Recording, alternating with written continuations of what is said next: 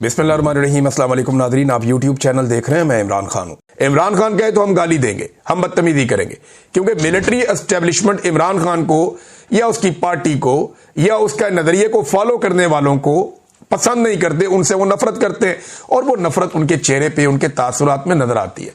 इमरान खान को दाद इसलिए देनी पड़ेगी कि इमरान खान इस लड़ाई को आज से लगभग 1.5 माह पहले भांप चुके थे। इमरान खान साहब ने पहले से यह बताना शुरू कर दिया था कि पाकिस्तान और अफगानिस्तान के साथ एक नई लड़ाई शुरू करने जा रहा है और यह पाकिस्तान की मिलिट्री क्यादत पे इमरान खान साहब ने इल्जाम लगाया था और बराह रास्त आसिम मुनीर साहब को कहा था कि यह अमेरिका की या मगरिब की खुशनुदी के लिए यहां अफगानिस्तान के साथ जानबूझकर हालात खराब किए जाएंगे और यह एक नई लड़ाई में झोंका जाएगा। इमरान खान साहब ने कहा था, ये 4-5 जगह पे उनका स्टेटमेंट है। मिसाल के तौर पे 15 सितंबर का आप इमरान खान साहब का ट्वीट उठाकर देखें, उसमें उन्होंने यही सब कुछ बताया था। 17 सितंबर का 2 दिन बाद का आप ट्वीट उठाकर देखें, उसमें भी इमरान खान साहब ने यही कहा और 24 सितंबर को अगेन इमरान खान साहब ने यही बात कही थी। तो बार बार इमरान खान साहब ये बात दोहरा रहे थे कि यह वक्त आएगा और हमने देखा कि वो वक्त आया बदकिस्मती से। तो अब पाकिस्तान को यह चाहिए कि कुछ भी करके हालात को नॉर्मलाइज करें, अफगानिस्तान के साथ बैठकर बात करें। अफगानिस्तान की जो हुकूमत है वो भी कह रही है कि बातचीत करने के लिए तैयार है, पाकिस्तान की जानिब से जवाब नहीं आया। तो बैठना चाहिए, बातचीत करनी चाहिए। कुछ बंदे अफगानिस्तान की हुकूमत मांग रही है पाकिस्तान से कि ये दहशतगर्दी करते हैं अफगानिस्तान में, आप ये हमारे हवाले कर दें। इसी तरह कुछ बंदे पाकिस्तान की हुकूमत मांग रही है अफगानिस्तान से कि ये पाकिस्तान में दहशतगर्दी करते हैं, आप ये हमारे हवाले कर दें। तो बिल्कुल ये हो सकता है, क्यों नहीं हो सकता। एक दूसरे के साथ ताउन करें, कबायलियों को साथ मिलाएं और अपनी अपनी फोर्सेस को मुत्तहिद करें और दहशतगर्दों के लिए जमीन तंग करें, लेकिन एक कंसेंसस के साथ, जैसे इमरान खान साहब ने कहा। लेकिन एस्टेब्लिशमेंट अपने आप को लड़ाई के मोड से तो निकाले। अब वहां पे एक वजीर आला का इंतखाब होना है खैबर पख्तूनख्वा में, उसको रोककर बैठे हुए बिला वजह। वो कहते हैं जी जब तक गवर्नर इस्तीफा मंजूर नहीं करेगा। वो पीपल्स पार्टी ने अपने वजीर आला को नामजद कर दिया, पीपल्स पार्टी ने अपने वजीर आला का नाम दे दिया कि ये हमारा उम्मीदवार है। गवर्नर कह रहे हैं जी अभी तक तो मुझे इस्तीफा ही नहीं मिला। अंदाजा कीजिए आप कि उसी पार्टी का गवर्नर कह रहा है जी मैं इस्तीफा मंजूर नहीं किया अभी तक, पहले कहता मिल गया, मैं देखूंगा, पीर को बताऊंगा। अगर भाई नहीं है तो पीपल्स पार्टी अपना उम्मीदवार क्यों नामजद कर रही है। पीपल्स पार्टी का मौकिफ कोई और है, गवर्नर का मौकिफ कोई और है और एस्टेब्लिशमेंट के मौकिफ के साथ ऐसा लगता है कि गवर्नर खड़े हैं और इंतजार कर रहे हैं कि क्या फैसला करती है एस्टेब्लिशमेंट। पाकिस्तान तहरीक इंसाफ का इसके ऊपर मौकिफ बहुत इंपॉर्टेंट है जो आया इस सारी सूरत हाल पे। ये जो अफगानिस्तान और पाकिस्तान की हुई और इन्होंने एक मीटिंग की है और तहरीक तहफ़्फ़ुज़ आईन पाकिस्तान के प्लेटफॉर्म से इन्होंने अपना स्टेटमेंट जारी किया और इसमें महमूद खान अचकजई थे, सलमान अकरम राजा थे, असद कैसर थे और मुस्तफ़ा नवाज खोखर थे, मोहम्मद जुबैर उमर थे, फिर अल्लामा अहमद इकबाल रिजवी और दीगर बहुत सारे लोग इसके अंदर शामिल थे। सबके नाम मैं यहाँ नहीं ले सकता, लेकिन उन्होंने चंद एलामिये के अंदर चीजें उन्होंने जारी कर दी हैं। एक उन्होंने कहा कि पाकिस्तान हमसाया मुल्क अफगानिस्तान के साथ अचानक उभरने वाली सूरत हाल पर बरादर मुल्क सऊदी अरब के मौकिफ की हमायत करता है। ये जो तहरीक तहफ़्फ़ुज़ आईन पाकिस्तान कह रही है, जो सऊदी अरब ने कहा वो ठीक है और हमारी तहरीक ये समझती है कि दोनों ममालिक के दरमियान मामलात गुफ्तगू और अफ़ाम तफ़हीम से हल होने चाहिए और हुकूमत से मुतालबा करती है कि खारजी और खित्ते की सूरत हाल पर फौरन पार्लियामेंट का ज्वाइंट सेशन बुलाकर कौम को एतमाद में लिया जाए। नंबर 2, खैबर पख्तूनख्वा में इंतकाल इक़्तिदार के जारी आईनी और कानूनी अमल में वफाकी हुकूमत और वफाकी वज़रा की जानिब से मुदाखलत और रुकावटें, ये जो उनके बयानात आ रहे हैं रुकावटें खड़ी करने के, इसमें तशवीश का इजहार करती है।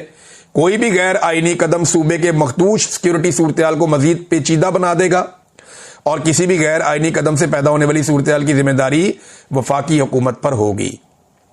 तहरीक तहफ़्फ़ुज़ आईन पाकिस्तान समझती है कि इंतकाल इक़्तिदार और नए वज़ीर आला का इंतखाब तहरीक इंसाफ का आईनी और जमहूरी हक है और वफाकी हुकूमत से मुतालबा करती है कि वो किसी भी गैर आईनी कदम उठाने से बाज रहे। अच्छा जी, ये इन्होंने और भी कुछ चीजें हैं, लेकिन इसमें एक चीज मैं आपको और बता दूं कि कबायली इलाकों में हजारों की तादाद में कबायली निकले। इससे पहले मशरान ने यह कहा, कबायली मशरान ने, कि हमारा पहला बच्चा वजीर आला खैबर पख्तूनख्वा बनने जा रहा है, हमारा नौजवान पढ़ा लिखा है, तो उसको मौका मिल रहा है, तो हमें मौका मिल रहा है, हम इसको खुशाइन करार देते हैं और हम उसका पूरा साथ देंगे। पगड़ी भी पहनाई गई सुहेल अफरीदी को। अब उसके बाद जो एक अगली चीज हुई वो ये कि वहां पे बहुत बड़ी तादाद में कबायली अवाम निकल आए और निकलकर उन्होंने एहतजाज किया और उन्होंने कहा जी फौरी तौर पे सुहेल अफरीदी को वजीर आला बनाया जाए, रुकावटें दूर की जाएं। और सुहेल अफरीदी के हक में उन्होंने एक बड़ी रैली भी निकाली है। दूसरी जानिब पाकिस्तान तहरीक इंसाफ ने एक और बड़ा अक्लमंदी का काम किया। तहरीक इंसाफ का वफद तमाम सियासी जमातों से खैबर पख्तूनख्वा में मिल रहा है ताकि जो सियासी प्रोसेस है वो चल सके, और एस्टेब्लिशमेंट जो चाहती है कि किसी तरह सियासी अमल को रोक कर वजीर आला खैबर पख्तूनख्वा का इंतखाब जो है उसको गड़बड़ किया जा सके। तो इन्होंने फजलुर रहमान साहब से रब्ता किया, ANP बाचा खान मरकज जाके वहां उन्हें मिले, नून लीग को हत्ता के अमीर मुकाम वगैरह उनको जाकर मिले। ये जुनैद अकबर साहब और उनकी टीम एक है, वो ये सारा काम कर रहे हैं कि तमाम पॉलिटिकल पार्टीज को ऑन बोर्ड ले और एस्टेब्लिशमेंट के इस बयानिए की नफी हो जाए कि जनाब हमें नहीं पसंद तो हम वजीर आला नहीं आने देंगे। ये कैसे हो सकता है? आपकी पसंद या नापसंद से कोई फर्क नहीं पड़ता। अहमद शरीफ साहब का एक वोट है या 10-15 लोग उनके कहने पे और वोट डाल देंगे, ये फैसला वोटर करेगा कि कौन हुकूमत करेगा और कौन नहीं करेगा। अहमद शरीफ साहब आप नहीं करेंगे, आपका कोई सीनियर या जूनियर ऑफिसर नहीं करेगा। ये फैसला जब भी होगा ये पाकिस्तान का वोटर करेगा। 25 करोड़ लोगों की इज्तिमाई शऊर की तौहीन आप नहीं कर सकते चंद लोग एक बंद कमरे में बैठ के कि हम ज्यादा अक्लमंद हैं, ये 25 करोड़ बेवकूफ है। ऐसा नहीं है, ये बहुत सियाणे लोग हैं, बहुत समझदार लोग हैं। इनमें कोई भी रोटी को चोची नहीं कहता, इन्हें पता है कि किसको लाना है और किसको नहीं लाना। लिहाजा बार बार मैंडेट के ऊपर डाका डालना बंद करें। मैं फौज को एक और बात कहना चाहता हूं, मेरे भाई है फौजी, बहुत सारे मेरे रिश्तेदार हैं, दोस्त अहबाब हैं, फौज के अंदर काम करते हैं और वो वहां पे कुर्बानियां भी देते हैं। मेरे बहुत करीबी दोस्त अहबाब जो है वो फौज में शहीद भी हुए हैं, उनके रिश्तेदार भी शहीद हुए हैं और हमने इस दुख को महसूस किया। हमारे जानने वाले दोस्त अहबाब भी शहीद हुए, हमारे सहाफी भी शहीद हुए हैं दहशतगर्दी के खिलाफ लड़ाई में या दीगर मामलात में। तो मैं सिर्फ इतना कहना चाहता हूं कि आप एक बात पे गौर करें, अगर आप एक फौजी हैं तो, कि जब भी बाहर वाला कोई आपसे लड़ने आता है तो ये कौम तमाम गिले और शिकवे भुलाकर एक लम्हे में आपका साथ देती है, आपके साथ खड़ी होती है। कोई बंदूक लेके खड़ा होता है, कोई अपने बयान के जरिए खड़ा होता है, कोई अपनी सपोर्ट के जरिए खड़ा होता है। कितने गिले शिकवे तकलीफें सारा कुछ भुला के जब भी कोई बाहर वाला आपको मारने आता है ये आपके साथ खड़े हो जाते हैं कि नहीं हम अपने बच्चों के साथ खड़े होंगे, अपने फौजियों के साथ खड़े होंगे। लेकिन ना फौज का, किसी भी मुल्क की फौज हो, अपने शहरियों के साथ एक तो नौकरी होती है ना, पैसे दिए नौकरी कर ली, इसके अलावा भी रिश्ता होता है ना, एहतराम का रिश्ता होता है, एतमाद का रिश्ता होता है, वफा का रिश्ता होता है। तो पाकिस्तानियों ने जब भी कभी कोई आफत आई, कोई बाहर से कोई हमला हुआ, तो पाकिस्तानियों ने अपनी फौज के साथ वफा निभाई है। लेकिन जरा फौज ये सोचे कि क्या मिलिट्री एस्टेब्लिशमेंट ने पाकिस्तानियों के साथ वफा निभाई है? चाहे फातिमा जिना का मामला हो, चाहे पाकिस्तान 2 टुकड़े होने का मामला हो, चाहे बांग्लादेश अलग कर देखें, उसमें उन्होंने यही सब कुछ बताया था।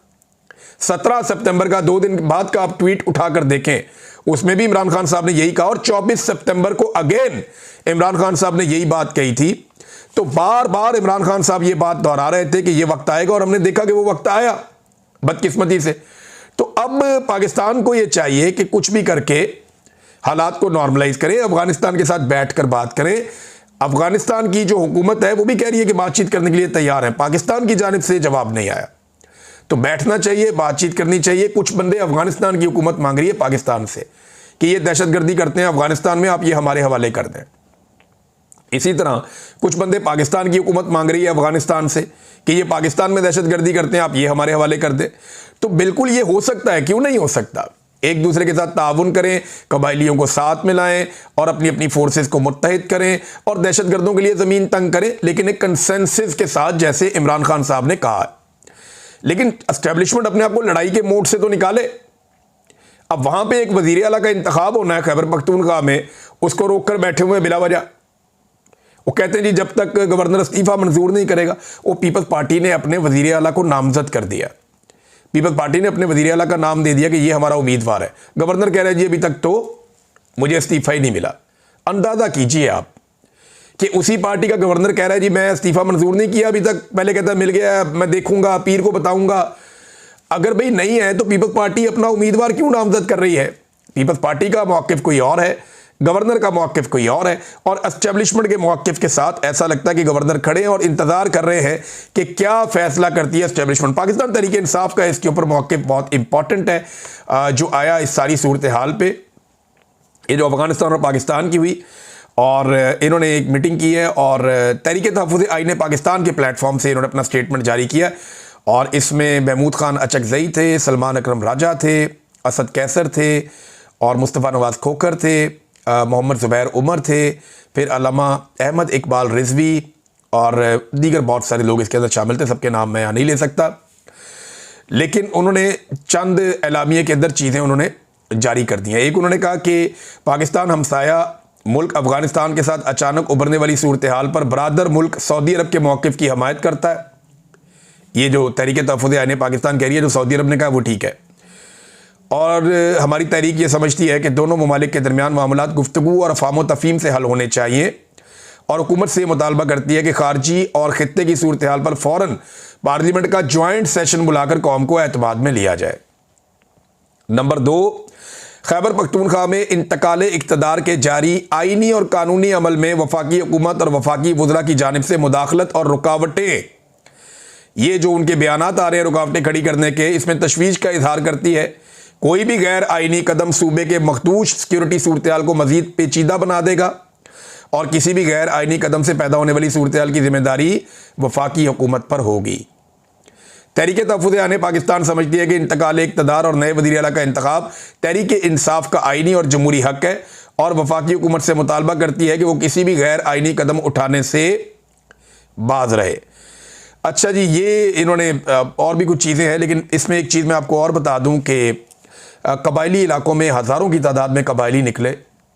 इससे पहले मशरान ने ये कहा, कबायली मशरान ने, कि हमारा पहला बच्चा वज़ीर आला खैबर पख्तूनख्वा बनने जा रहा है, हमारा नौजवान पढ़ा लिखा है, तो उसको मौका मिल रहा है, तो हमें मौका मिल रहा है, हम इसको खुशाइन करार देते हैं और हम उसका पूरा साथ देंगे। पगड़ी भी पहनाई गई सुहेल अफरीदी को। अब उसके बाद जो एक अगली चीज़ हुई वो ये कि वहाँ पे बहुत बड़ी तादाद में कबायली अवाम निकल आए, और निकल कर उन्होंने एहतजाज किया, और उन्होंने कहा जी फौरी तौर पे सुहेल अफरीदी को वज़ीर आला बनाया जाए, रुकावटें दूर की जाएँ, और सुहेल अफरीदी के हक़ में उन्होंने एक बड़ी रैली भी निकाली है। दूसरी जानिब पाकिस्तान तहरीक इंसाफ ने एक और बड़ा अक्लमंदी का काम किया। तहरीक इंसाफ का वफद तमाम सियासी जमातों से खैबर पख्तूनख्वा में मिल रहा है, ताकि जो सियासी प्रोसेस है वो चल सके, और एस्टेब्लिशमेंट जो चाहती है कि किसी तरह सियासी अमल को रोक कर वज़ीर आला खैबर पख्तूनख्वा का इंतखाब जो है उसको गड़बड़ किया जा सके। तो इन्होंने फजल रहमान साहब से रब्ता किया, ANP बाचा खान मरकज़ जाके वहाँ उन्हें मिले, नून लीग को हत्ता के अमीर मुकाम वगैरह उनको जाकर मिले। ये जुनैद अकबर साहब और उनकी टीम एक है, वो ये सारा काम कर रहे हैं कि तमाम पॉलिटिकल पार्टीज़ को ऑन बोर्ड लें और एस्टेब्लिशमेंट के इस बयानिए की नफ़ी हो जाए कि जनाब हमें नहीं पसंद तो हम वज़ीर आला नहीं आने देंगे। ये कैसे हो सकता है? आपकी पसंद या नापसंद से कोई फ़र्क नहीं पड़ता। अहमद शरीफ साहब का एक वोट है, या 10-15 लोग उनके कहने पे और वोट डाल देंगे, ये फैसला वोटर करेगा कि कौन हुकूमत करेगा और कौन नहीं करेगा। अहमद शरीफ साहब आप नहीं करेंगे, आपका कोई सीनियर या जूनियर ऑफिसर नहीं करेगा। ये फैसला जब भी होगा ये पाकिस्तान का वोटर करेगा। 25 करोड़ लोगों की इज्तिमाई शऊर की तौहीन आप नहीं कर सकते चंद लोग एक बंद कमरे में बैठ के कि हम ज्यादा अक्लमंद हैं, ये 25 करोड़ बेवकूफ़ है। ऐसा नहीं है, ये बहुत सियाणे लोग हैं, बहुत समझदार लोग हैं। इनमें कोई भी रोटी को चोची नहीं कहता, इन्हें पता है कि किसको लाना है और किसको नहीं लाना। लिहाजा बार बार बैंडेड के ऊपर डाका डालना बंद करें। मैं फौज को एक और बात कहना चाहता हूं, मेरे भाई है फौजी, बहुत सारे मेरे रिश्तेदार हैं, दोस्त अहबाब हैं, फौज के अंदर काम करते हैं और वो वहां पे कुर्बानियां भी देते हैं। मेरे बहुत करीबी दोस्त अहबाब जो है वो फौज में शहीद भी हुए हैं, उनके रिश्तेदार भी शहीद हुए हैं, और हमने इस दुख को महसूस किया। हमारे जानने वाले दोस्त अहबाब भी शहीद हुए, हमारे सहाफ़ी भी शहीद हुए हैं दहशतगर्दी के खिलाफ लड़ाई में या दीगर मामलात में। तो मैं सिर्फ इतना कहना चाहता हूं कि आप एक बात पे गौर करें, अगर आप एक फौजी हैं तो, कि जब भी बाहर वाला कोई आपसे लड़ने आता है तो ये कौम तमाम गिले और शिकवे भुलाकर एक लम्हे में आपका साथ देती है, आपके साथ खड़ी होती है। कोई बंदूक लेके खड़ा होता है, कोई अपने बयान के जरिए खड़ा होता है, कोई अपनी सपोर्ट के जरिए खड़ा होता है। कितने गिले शिकवे तकलीफ़ें सारा कुछ भुला के जब भी कोई बाहर वाला आपको मारने आता है ये आपके साथ खड़े हो जाते हैं कि नहीं हम अपने बच्चों के साथ खड़े होंगे, अपने फौजियों के साथ खड़े होंगे। देखिए ना, फौज का, किसी भी मुल्क की फौज हो, अपने शहरियों के साथ एक तो नौकरी होती है ना, पैसे दिए नौकरी कर ली, इसके अलावा भी रिश्ता होता है ना, एहतराम का रिश्ता होता है, एतमाद का रिश्ता होता है, वफा का रिश्ता होता है। तो पाकिस्तानियों ने जब भी कभी कोई आफत आई, कोई बाहर से कोई हमला हुआ, तो पाकिस्तानियों ने अपनी फौज के साथ वफा निभाई है। लेकिन ज़रा फौज ये सोचे कि क्या मिलिट्री एस्टेब्लिशमेंट ने पाकिस्तानियों के साथ वफा निभाई है? चाहे फातिमा जिना का मामला हो, चाहे पाकिस्तान दो टुकड़े होने का मामला हो, चाहे बांग्लादेश अलग हो जाए, चाहे भुट्टो की फांसी का मामला हो, चाहे किसी भी अवामी लीडर का मामला हो, और आज फिर मैंडेट की तौहीन की गई है। ये पाकिस्तान की मिलिट्री एस्टेब्लिशमेंट ने की है। चंद लोग अपनी नौकरी और अपने ज़ाती फ़ायदे के लिए ये गंद मारते हैं। देखिए, कौम वफा निभाती है, फौज को ये बात समझनी पड़ेगी। लेकिन क्या आप इस कौम के साथ वफा निभाते हैं? उनके मैंडेट पे तौहीन की जाती है, उनके हक के ऊपर डाका डाला जाता है। लड़ाई आप अच्छी लड़ते हैं, वो बहुत अच्छी बात है, कौम उसमें आपके साथ खड़ी होती है। जैसे ही आप मुश्किल में आते हैं, कौम आपको सपोर्ट देती है। लेकिन जब भी कौम कोई फैसला करती है, आप उस फैसले की तौहीन करते हैं। 4 मरतबा तो आपने इस मुल्क में मार्शल लॉ लगा के कंट्रोल कर लिया हर चीज़ को। अवामी मैंडेट की आप बार बार तौहीन करते हैं, अवामी लीडरों को आप जेलों में डालते हैं।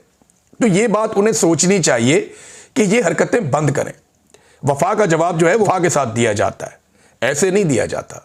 नाज़रीन, तहरीक लब्बैक के हवाले से मैं कुछ इन्फॉर्मेशन आपके सामने रखना चाहता हूँ, और वो इन्फॉर्मेशन ये है कि हुकूमत की जानिब से उनसे रब्ता किया गया, वो मुरीदके में मौजूद थे, और उन्हें कहा गया जी कि हम मुज़ाकरात करते हैं आपके साथ, कोई बातचीत के ज़रिए मसले का हल निकालते हैं।